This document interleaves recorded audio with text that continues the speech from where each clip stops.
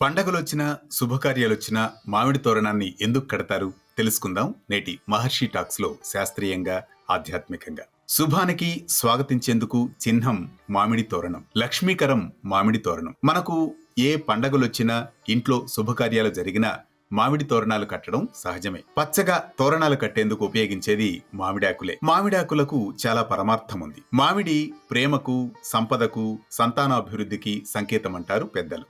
మామిడి ఆకుల్లో లక్ష్మీదేవి కొలువై ఉంటుందని, అందువల్ల మామిడి తోరణాలు కట్టడం ద్వారా ఆ ఇల్లు సిరి సంపదలతో తొలతూగుతుందని చెబుతారు మన పెద్దలు. మామిడి ఆకులో లక్ష్మీదేవి కొలువై ఉంటుందట.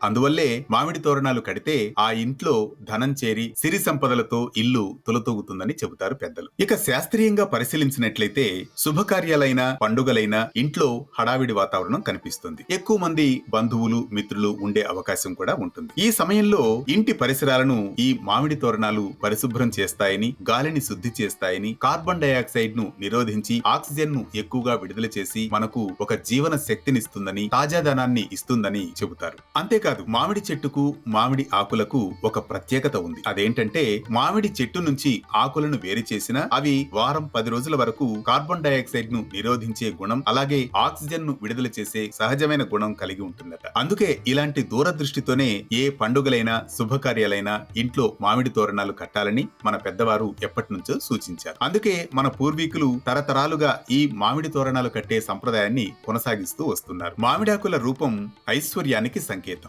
దుష్ప్రభావాలు దూరమై శుభాలు రావాలని ఈ మామిడాకులు సూచిస్తాయి. ఇది పండుగలు, శుభకార్యాల్లో మామిడి తోరణాలు కట్టే సంప్రదాయంలో ఉన్న ఆధ్యాత్మిక, శాస్త్రీయ రహస్యం. నిన్నటి మేధస్సు, నేటి ప్రేరణతో కొనసాగే మరిన్ని అంశాల కోసం ఫాలో కండి మహర్షి టాక్స్. మీ ఆర్కే కొత్తకోటతో.